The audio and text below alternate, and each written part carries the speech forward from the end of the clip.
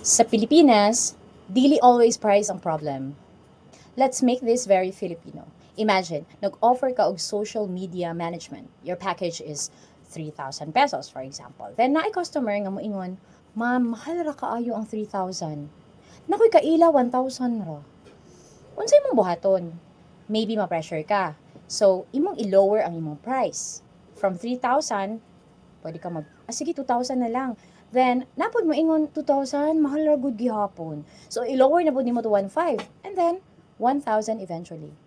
Nagtrabaho na ka halos everyday, nag-answer kag messages, nag-create kag posts, nag-edit kag graphics, nag-handle kag revisions, nag-atiman kag customers, pero gamay ra gihapon ang imong ginansya. So ask yourself, price ba jud ang problem or wrong customer lang ang imong gipangita? Instead of always asking, unsaon nako nga mahimong mas barato, try asking, unsaon nako nga mahimong mas valuable? That's a much better question.